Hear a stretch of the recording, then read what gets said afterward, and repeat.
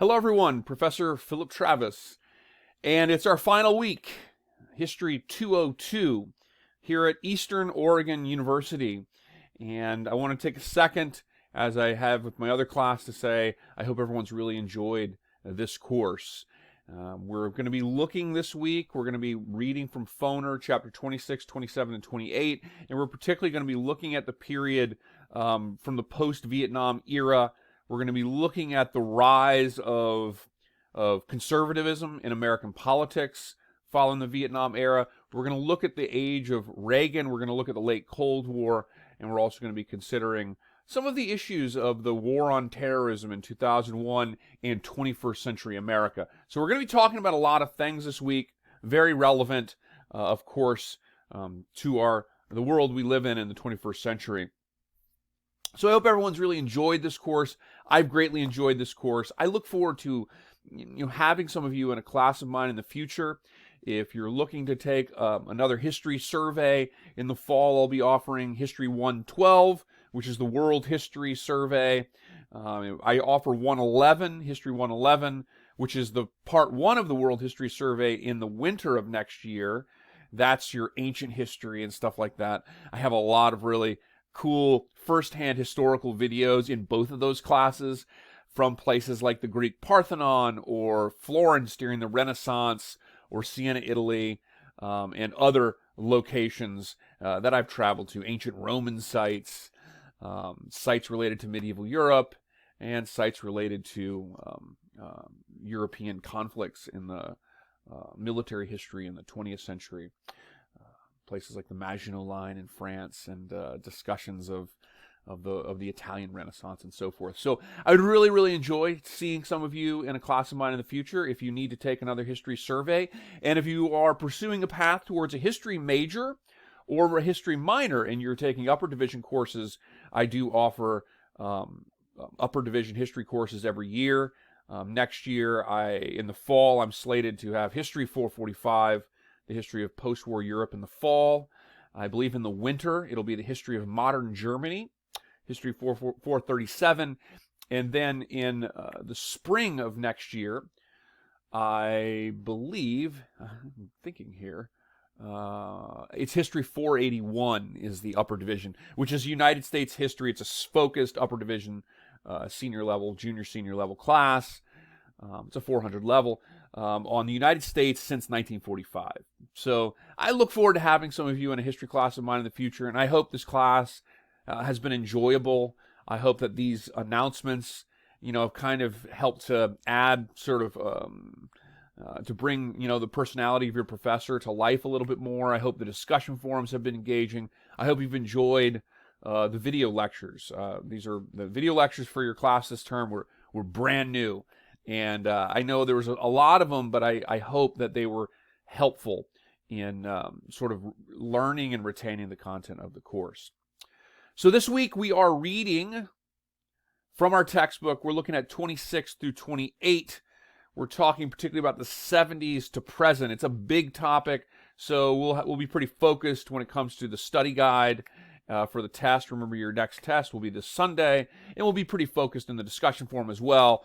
We're going to be thinking about things like the rise of a conservative paradigm in American politics.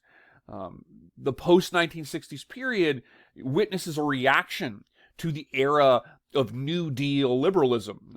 From the progressive era to then Franklin Roosevelt's New Deal, the period throughout the 20th century up until about 1970s really begins to wane in the 70s, and then, of course, with the election of Ronald Reagan. But that period is the period known as the era of New Deal liberalism. And this was a period that was really embodied by the notion that the government could do certain things to significantly improve the lives of Americans, very much in contrast to the sort of age of the Gilded Era that we kind of started this class in after Reconstruction in the late 1800s. This was the era that brought you things like the GI Bill of Rights, the minimum wage, Social Security, unemployment, Medicare, Medicaid, WIC, etc., etc. With the election of Ronald Reagan, the era of the Vietnam War really saw a conservative rise. The evangelical religious movement reacting to what they saw in American society in the 1960s, reactions to more aggressive sort of actions of the new left during the 60s, the protests during the 60s. It all helped to really drive a conservative reaction in American politics and society. And that really, on a national level, came to its fore with the election of Ronald Reagan. And so now, in the 21st century, since Reagan, this is an era in which, when you think about socioeconomics, this is an era where it's really dominated by the paradigm of, you might call it, new conservatism. And that's really going to be one of the big focuses for our class this week. We're also going to look at the end of the Cold War. I have a lecture up on the Cold War in the 1980s. That's an area of specialization for me. I actually wrote a book on called Reagan's War on Terrorism in Nicaragua. If you ever wanted to look at that, the Summit libraries, through Internet Library alone, they all have a copy of that book. And it's called Reagan's War on Terrorism in Nicaragua, and it's about the U.S. Contra War in Nicaragua in the 1980s that gave rise to the infamous Iran-Contra scandal. So we're going to look a little bit at the Cold War. I have a lecture on the Cold War in the 1980s. And we're also going to talk a little bit about the post-September 11th world.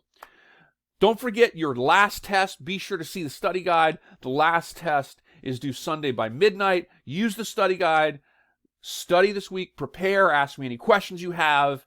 And make sure you're really ready to take that exam on Sunday.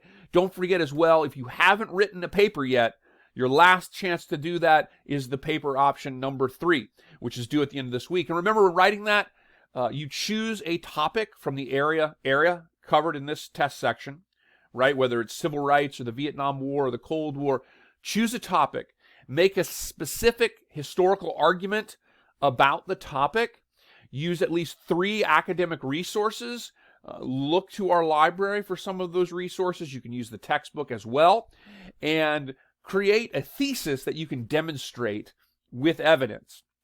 And the paper should be, it's about a 2.5-page paper, type double-spaced to 3 pages. Oftentimes, students will go up to, 4 pages, and that's fine. Just don't go under the required length of the paper. So make sure you see the prompt and the checklist and these types of things for the paper. I'm not sure if all of us have written the paper, but most of us have written a paper so far. If you haven't written a paper, make sure you write this paper so you don't get a 0 for the paper grade. And if you wrote a paper already and did poorly on it, you could write this paper and it would drop the lowest grade. So there could, in no way, could writing a second paper hurt your grade. So paper due Sunday, test due Sunday, discussion forum this week, and recorded lectures as always. Your factoid for this week, last factoid is this. During the 1980s, the United States, as I kind of alluded to, the United States, under the Reagan administration, used the CIA and other channels to arm a group of guerrillas, sort of irregular army, known as the Contras, though there were a number of different groups. But in the United States, they became referred generally as the Contras. But there were a number of different groups. And the United States were arming these groups to try to overthrow the government of Nicaragua. And the government of Nicaragua had come to power in a revolution in 1978 and 79. And they overthrew a brutal dictator, the dictatorship of Anastasio Somoza, who had been a long-term sort of American strongman, an ally of the United States in the region, really since the 1930s. His family had been, at least. And he's overthrown in a revolution in 78 and 79. There's a massive shift in the Cold War at this time. The Soviet invasion of Afghanistan, the overthrow of the Nicaraguan government. You also had, of course, the Iranian hostage crisis with the Iranian Revolution.